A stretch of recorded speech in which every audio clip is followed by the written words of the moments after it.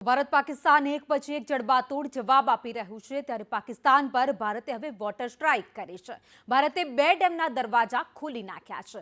સલાલ અને બગલીહાર ડેમના દરવાજા ખોલાયા છે।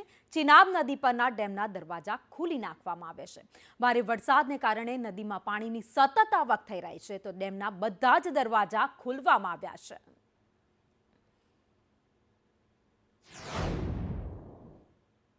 તો ઓપરેશન સિંદૂર બાદ કચ્છમાં પણ એલર્ટ આપી દેવામાં આવ્યું છે। દરિયો ખેડવા ગયેલી તમામ બોટને પરત બોલાવી લેવામાં આવી છે।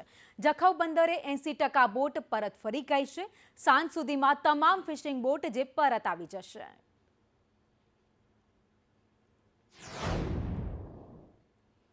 અને આગળ વાત કરીએ તો અમદાવાદના નરેન્દ્ર મોદી સ્ટેડિયમને પણ ઉડાવી દેવાની ધમકી આપવામાં આવી હતી। જોકે ધમકી મામલે ચાંદખેડા પોલીસ મથકે જે ધમકી આપનાર છે તેના સામે ગુનો પણ દાખલ કરવામાં આવ્યો છે। તો મહત્વનું છે કે ગુજરાત ક્રિકેટ એસોસિએશનના મેલ આઈડી પર 7 તારીખે એક ધમકી ભર્યો મેલ આવ્યો હતો।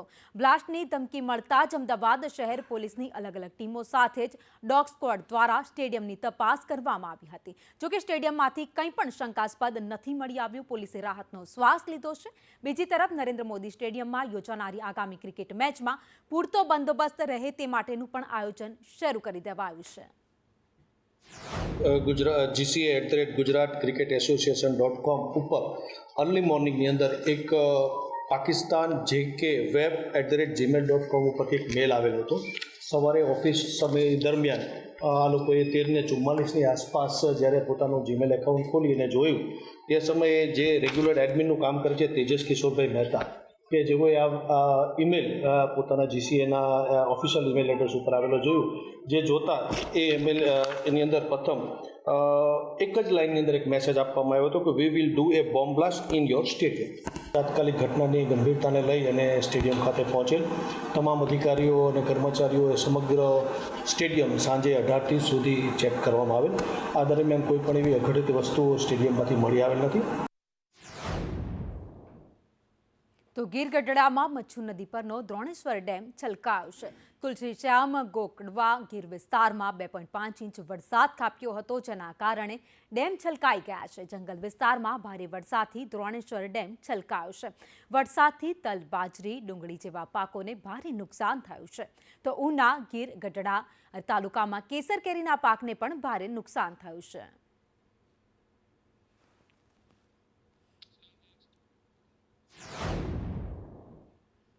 તો રાજ્યમાં વરસાદી માહોલ પણ હજુ પણ યથાવત છે। વડોદરાના શિનોર પંથકમાં કમોસમી વરસાદ વરસ્યો। અવાખલ સાદલી તેરસા સહિતના ગામોમાં વરસાદ નોંધાયો છે। રસ્તા ઉપર વરસાદી પાણી વહેતા થઈ ગયા છે। વરસાદથી પાકને નુકસાન થવાની પણ ભીતિ ખેડૂતોને સતાવી રહી છે।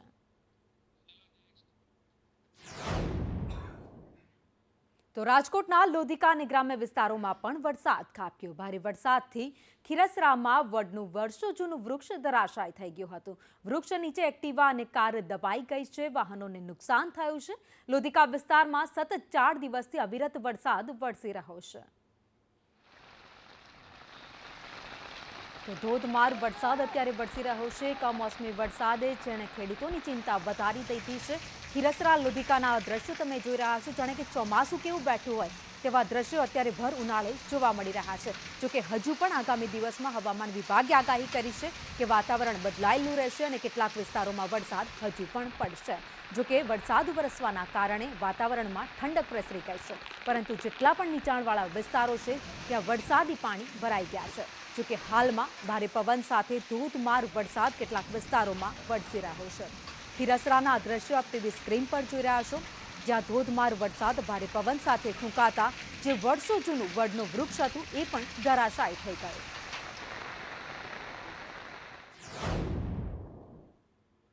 તો ડાંગના હવામાં પણ કમોસમી વરસાદ વરસ્યો છે। વરસાદ પડતા લોકોને ગરમીથી રાહત મળી ગઈ છે।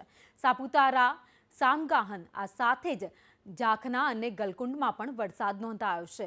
વહેલી સવારે જ વાતાવરણમાં પલટો આવ્યો અને ત્યારબાદ વરસાદની શરૂઆત થઈ હતી।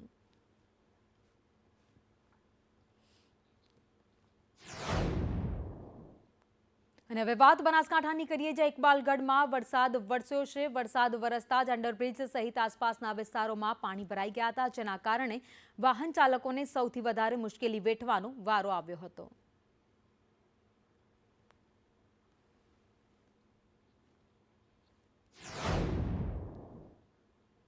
તો વલસાડ જિલ્લામાં માવઠાના કારણે 35,000 હેક્ટરમાં લેવાતા કેરીના પાકમાં ભારે નુકસાન થયું છે. વલસાડી હાફૂસમાં પણ ભારે નુકસાનના કારણે આ વખતે બજારમાં ન જોવા મળે તેવી શક્યતાઓ છે. ત્યારે ખેડૂતોના મતે જિલ્લામાં 60 થી 70% પાકને નુકસાન થયું છે.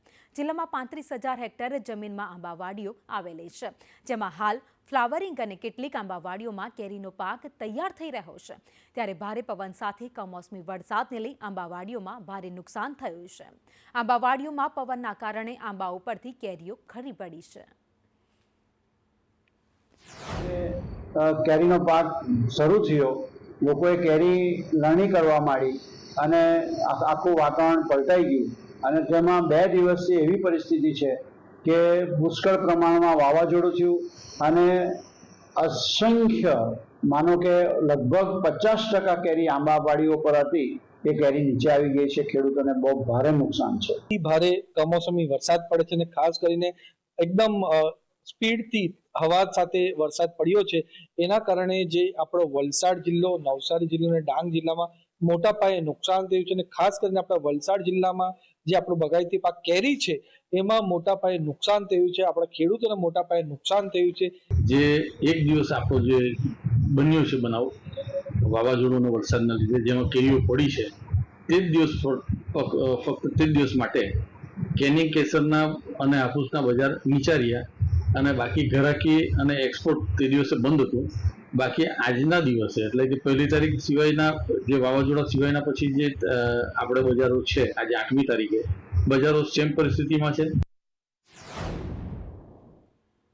તો જૂનાગઢ જિલ્લામાં માવઠાએ ભારે કરી છે. કમોસમી વરસાદે ખેતીમાં દાટ વાળી નાખ્યો છે. ખેડૂતોના મોઢે આવેલો કોળિયો પણ છીનવાઈ ગયો છે.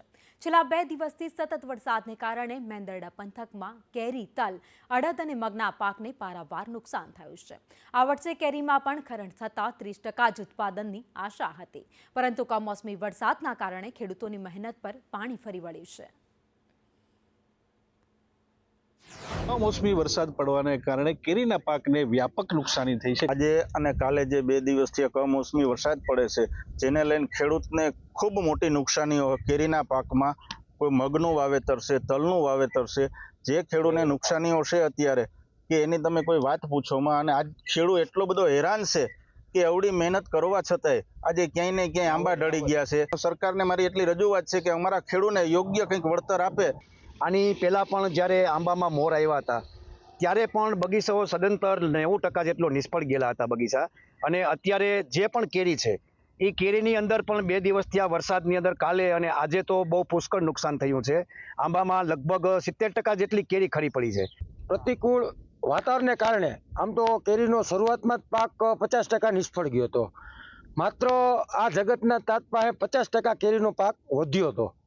પણ આ કમોસમી વરસાદ જે આ 2 દિવસથી સતત ચાલુ છે, તો હવે મને એવું લાગે છે કે આ 50% જે કેરીનો પાક વધ્યો છે એ પણ ખેડૂતના હાથમાં રહેશે નહીં. મગ છે અને તલ છે, 20 વીઘાના તલ છે. તલમાં અત્યારે જોરદાર નુકસાની છે. એનું કારણ કે પવન ભેગો હતો એટલે ઢળી વળ્યા છે, એટલે ઢળી ગયા એટલે કાસો મોલ પડી ગયો છે. હવે એ આમે નહીં આમે નહીં એવું થયું છે. એટલે તલમાં અને મગમાં બહુ નુકસાની આવશે. ત્રણજો સંદેશ ન્યૂઝ, મેંદરડા.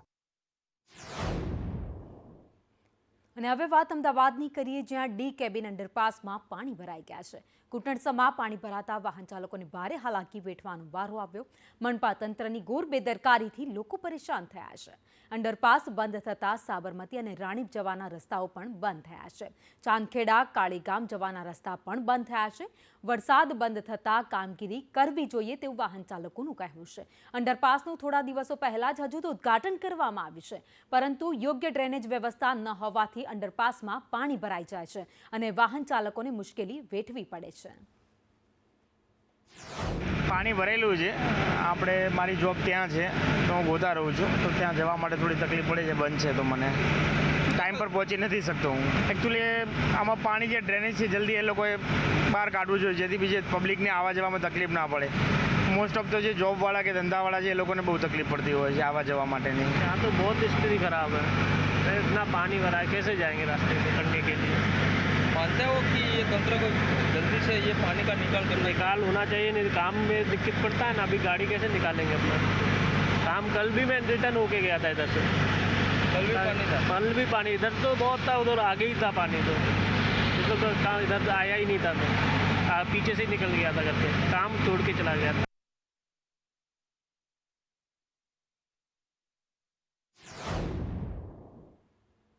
તો ચંડોળા તળાવ ડિમોલિશનને લઈને મહત્વના સમાચાર સામે આવી રહ્યા છે. ઝૂંપડામાં રહેતા લોકોને વૈકલ્પિક આવાસ ફાળવવામાં આવશે. 2010ની પોલિસી મુજબ EWS આવાસ ફાળવવામાં આવશે. 2010 પહેલાથી રહેતા લોકોને મકાન છે તે ફાળવવામાં આવશે. પહેલા સર્વે કરાશે અને ત્યારબાદ મકાનની ફાળવણી કરવામાં આવશે. તો 2015માં 8,000 અને અત્યારે 14,000 ઝૂંપડા છે. ચંડોળા તળાવમાં 4,000 ઝૂંપડા તોડી પાડવામાં આવ્યા છે.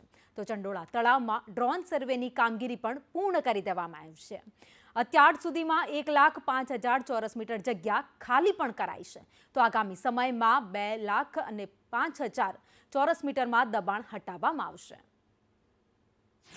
યોજના છે એ એવી યોજના EWS આવાસ આપવાની જે યોજના છે એમાં એ અંતર્ગત આપણે 1 ડિસેમ્બર 2010 પહેલાં જે લોકો ચંડોળા તળાવમાં વસવાટ કરે છે એ લોકોને આપણે આવાસ આપીશું. આમાં બાંગ્લાદેશીઓને આપણે આવાસ આપવાના નથી. જે લોકો સ્થાનિક છે, આપણા છે, એ લોકોને અને જે 2010 પહેલાં આ તળાવમાં રહે છે એ લોકોને આપણે આવાસ આપશું.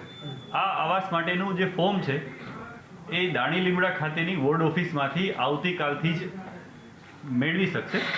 આ ફોર્મની સાથે એ લોકોએ જરૂરી પુરાવાઓ રજૂ કરવાના રહેશે. EWSમાં જે પુરાવા છે મિનિમમ જે 2 ફરજિયાત પુરાવા છે એ ફરજિયાત પુરાવા રજૂ કરવાના રહેશે. ચંડોળા તળાવમાં રહેતા જે બીજા અન્ય લોકો છે ઝૂંપડપટ્ટીમાં રહેતા હોય એ લોકોને પોતાનું મકાન મળે EWS અંતર્ગત મકાન આપવા માટેનું એક તાકીદનું કામ મંજૂર કરવામાં આવ્યું છે. મહાનગરપાલિકાની અલગ અલગ 7 ઝોનની અંદર EWS પાકા મકાનો બની રહ્યા છે.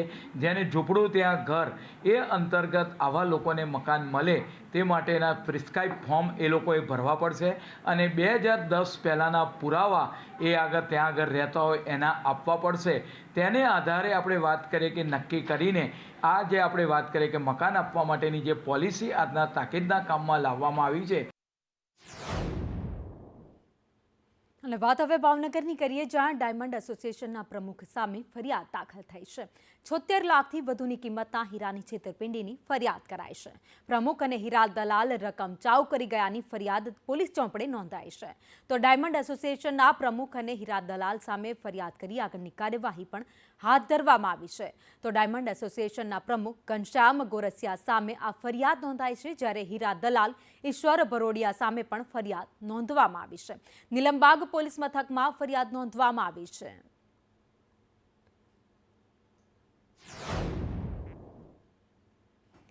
તો મોરબીના ધારાસભ્ય અધિકારીઓનો ઉધડો લીધો છે. કેનાલ સફાઈ અને રિપેરિંગ બાબતે ઉધડો લીધો હતો. ધારાસભ્ય કાંતિલાલ અમૃતિયાએ અધિકારીઓનો ઉધડો લેતા વિડીયોમાં રીતસર દેખાયા હતા.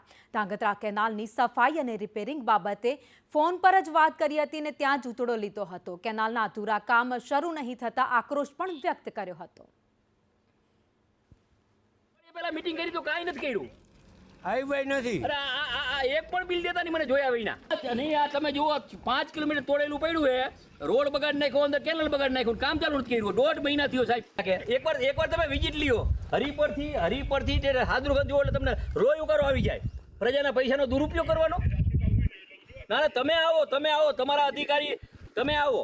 હું કેનાલ ઉપર ખરાબ બપોરે 1 વાગે કેનાલ ઉપર આટા મારું 2 વાગ્યા સુધી. હમણાં પાણી જે માણ આપણે 2 મહિના બંધ રાખીએ તો 2 મહિના બંધ રાખી તો આપણે રિપેર તો કરવી જોઈએ ને.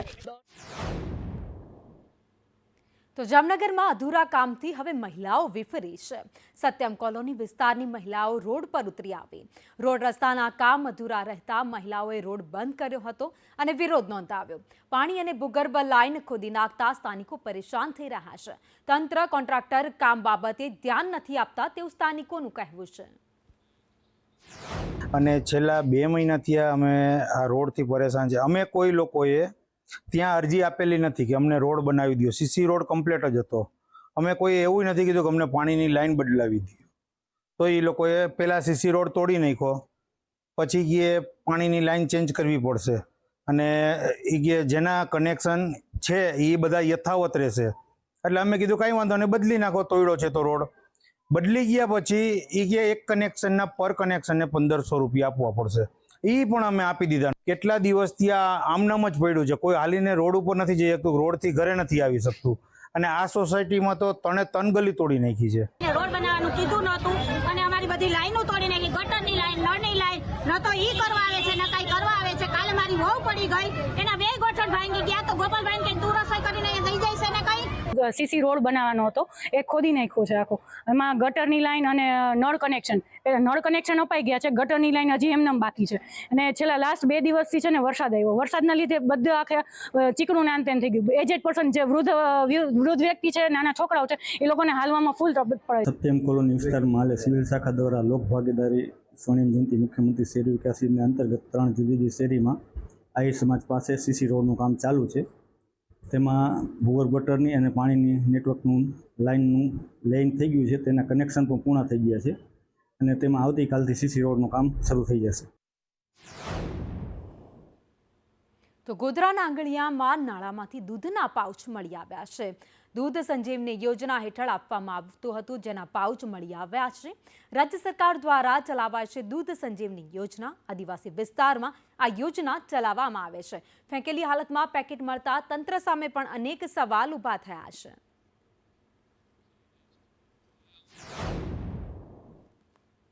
તો રાજકોટમાં અમિત ખૂંટ આપઘાત કેસમાં મોટો ખુલાસો થયો છે. અમિત ખૂંટને હની ટ્રેપમાં ફસાવા હોવાનો પણ ખુલાસો થઈ ગયો છે. સુસાઇડ નોટને આધારે 4 સામે ગુનો દાખલ કરાયો છે. ષડયંત્ર રચ્યું હોવાની 2 મહિલાઓએ કબૂલાત પણ કરી લીધી છે. અમિત ખૂંટને દુષ્કર્મ કેસમાં ફસાવવામાં આવ્યો હતો. ગીરવાની છોકરી છે, એને જે અમિત ખૂંટ છે ભોગ બનનાર, એના ઇન્સ્ટાગ્રામ ઉપર એક પોસ્ટ હતી અમિતની, એ લાઈક કરી હતી અને એના પછી બંને એકબીજાના સંપર્કમાં આવ્યા અને બંનેમાં ચેટ શરૂ થઈ. આટલું જ નહીં, આ જે સગીરવેની છોકરી છે એમના જે ક્રેડેન્શિયલ્સ છે ઇન્સ્ટાગ્રામના, એ વ્યક્તિ એક્સ જે છે એને લઈ લીધા અને પોતે જ સગીરવેની છોકરી બનીને અમિત ખૂંટ સાથે ચેટ પણ કરતા હતા. જ્યારે ઇન્સ્ટાગ્રામ ઉપર ચેટ કરવાની હોય તો આ એક્સ નામના વ્યક્તિ એ કરે અને જ્યારે ફોન ઉપર વાત કરવાની હોય તો આ જે સગીરવેની છોકરી હતી એ વાત કરતી હતી. તો અમિત ખૂંટને લાગ્યું કે આ એક જેન્યુઇન કેસ છે, તો આમાં એમને મળીએ અને પછી જે આગળ થયું છે એ આપણે વિધિક છે. ધોરણ 10નું પરિણામ જાહેર થયું, જેમાં 83.8% પરિણામ આવ્યું છે. મહેસાણાના કાંસા કેન્દ્રનું સૌથી વધુ 99.11% પરિણામ આવ્યું છે. ભાવનગરના બોળાદ કેન્દ્રનું પરિણામ 99.11% આવ્યું છે. મારા પર્સન્ટેજ 92.6% છે અને મહેનત તો કરી હતી, પણ મહેનત સાથે સાથે પપ્પા, મમ્મી, દાદી, નાની અને મારી નાની બેન, એ બધા અને સૌથી મોટું ભગવાન, એ બધાના લીધે મારા પર્સન્ટેજ ખૂબ જ સરસ આવ્યા છે. હા, એક્ઝામ વધારે વહેલી યોજાવી હતી, પણ સપોર્ટ પણ એટલો જ હતો પપ્પા મમ્મીનો કે કરી લઈશું, કરી નાખ, થઈ જશે, એ પ્રમાણે સારા આવ્યા છે. કરવી પડે, એની જોડે બેસવું પડે, એની જોડે જાગવું પણ પડે, રાતના એ સૂઈ જાય ત્યારે ઉઠાડવી પડે કે એક્ઝામ છે ઉઠ. પણ પરીક્ષા થોડી વહેલી હતી, માતા પિતાને કેટલું ટેન્શન હતું? ટેન્શન એટલું નહોતું કારણ કે છોકરાઓએ કરી લીધું હતું કવર અને સારું લાગ્યું. ઉપરથી વહેલા ગરમી પાછળ બહુ હતી એટલે નીકળી ગયો. અને શું રિઝલ્ટ આવ્યું છે? રિઝલ્ટ 99.5% છે, 96% છે. સ્કૂલના ટીચર્સનો સપોર્ટ ઘણો બધો સપોર્ટ હતો. મારે 98.17% અને 99.98% આવ્યા છે. કેટલી ખુશી છે પરિવારમાં, કેટલી ખુશી છે, કેટલા કલાકની મહેનત હતી? ખુશી તો ખૂબ વધારે છે અને મહેનત બી શરૂઆતથી કરી, રોજ 7 થી 8 કલાક વાંચતો હતો. લોકોને પણ શું અપીલ કરશો કે બોર્ડની એક્ઝામને લઈને લોકો ડરી જાય છે ત્યારે? હું લોકોને એ કહેવા માંગીશ કે બોર્ડ એ ખાલી એક એક્ઝામ છે, તમે તમારા રીતે એક્ઝામ આપવાની હોય, એનાથી કંઈ ડરવાની જરૂર નથી. જેમ આપણે સાદા નાના KG 1 થી એક્ઝામ આપીએ એ રીતની જ એક્ઝામ છે, એનાથી બહુ ડરવાની જરૂર નથી. ખુલ્લા આમથી એક્ઝામ આપવાની બિંદાસથી.